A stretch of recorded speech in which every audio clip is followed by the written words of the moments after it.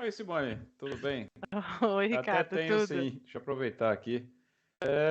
Conforme Vamos você nessa. falou, né, existe uma tendência a aumentar essa porcentagem de autismo, né, na população, né? Ah, Pelo menos está mostrando isso, né, o segundo caso. os números demonstram, né? A gente tinha de 54, 44, hoje a gente lida 36. Então, 36, a cada 36, um autista. Entendi. Como é que a ciência ou os médicos veem isso? Seria, não sei se seria o termo correto aqui, seria algum tipo de evolução do ser humano? De alguma Ah, eu forma, estudei muito sobre Nossa, Rick, isso. às vezes a gente pode ser uma evolução, mas a gente não consegue enxergar isso, né? É assim, eu já ouvi algumas pessoas falarem que os autistas são de fato a evolução humana.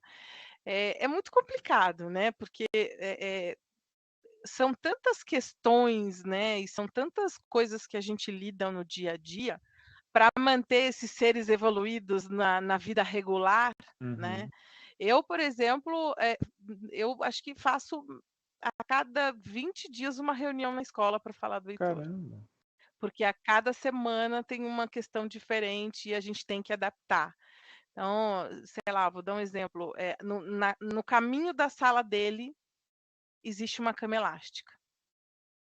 Essa cama elástica, há um ano atrás, era maravilhoso para ele, porque a cama elástica fazia, eu vou ter que falar numa palavra chamada autorregulação. O que que é autorregulação? É o que o Pedro falou, eu consigo me adaptar, Uhum. sem ficar estressado, sem ter crises. O autista ele tem um pouco de dificuldade nessa autorregulação, e o autista criança é zero. Então, algumas coisas sensoriais ajudam e outras atrapalham. Há um ano atrás ajudava muito o Heitor uma cama elástica. A gente tinha até um jump em casa, não sei o quê. Hoje eu tiro, por quê? Hoje esse ato do pular, agita muito ele, e aí ele não consegue voltar.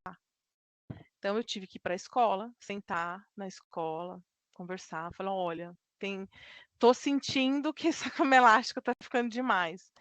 E a escola, assim, eu enfrentei muitos nãos, mas eu acho que a gente tem que enfrentar.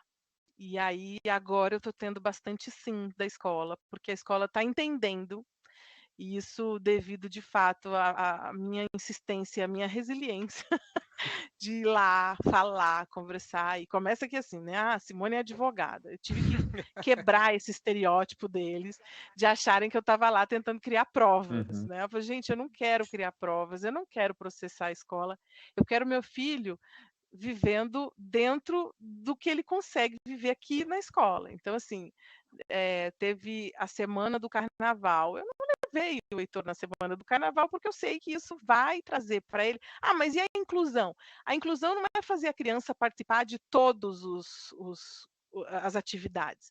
A inclusão é fazer ela participar daquilo que ela consegue Sim. participar. Entende? Então, assim, a gente precisa entender que incluir não é ela estar lá o tempo inteiro. Incluir é você conseguir adaptar, dentro daquilo que você consegue adaptar, fazer a criança participar. Entendeu? E isso é muito, e eu vou falar isso para vocês, não é muito claro para as escolas. As escolas acham que incluir é pôr a criança para fazer tudo. Não, não é. Então, assim, se você não consegue adaptar uma atividade para ela participar, então você dá outra atividade para ela e ela não participa daquela atividade. E está tudo certo. Mas voltando à pergunta do nosso diretor, quando a gente encontra essas questões, a gente fica questionando, né? Fala, poxa vida, né? São seres evoluídos, mas a gente tem que criar tantas adaptações para elas viverem. Então, eu, sinceramente, Ricardo, eu não sei. Eu não sei, assim, eu sei que o meu filho é um ser incrível, é o ser mais sincero que Então, não tenho existe. dúvida. É, A gente hã. não. Ele dá. Até perdoa, ele realmente é incrível. Ele não tá se adaptando a nós. Nós temos que se adaptar, porque ele é evoluído. Nós que não somos. Você entende? Eu acho que se a gente conseguir, foi o que eu falei há pouco, né, eu me tornei uma pessoa melhor com o Então, é Heitor. isso aí. Eu me tornei uma pessoa melhor, eu tenho certeza que meu marido também se tornou uma pessoa melhor, Certeza. e a gente tem criado rotinas muito boas, e eu sou mãe do Gustavo, de 9 meses, e vou te dizer, o que eu aplico para o Heitor, eu aplico para o Gustavo. Então, assim, por exemplo, uma criança com autismo, ela precisa de rotina, ela precisa, é necessário para ela. Então, não existe essa coisa de surpresa. Não, isso bagunça a criança. Entendi. Então, a rotina ela é muito necessária. Só que se a gente for parar para pensar, a rotina é muito necessária para criança típica também. Então, os meus filhos, 8 horas da noite, eles estão dormindo, salvo exceção quando o Gustavinho está chorando. Mas é uma rotina que a gente conseguiu criar dentro de casa que faz bem para eles. Sim. Né? Faz muito bem para eles. Então é isso. Eu acho que se for pensar se tiver essa ótica, eu acho que sim, eles são seres mais Eu evoluídos. Sim. entendo sobre rotina, porque no meu caso, se eu almoço todo dia, meio-dia, vou mudar meio-dia e 5, já bagunçou tudo. Opa, onde eu tô? Cadê eu? É mais ou menos isso.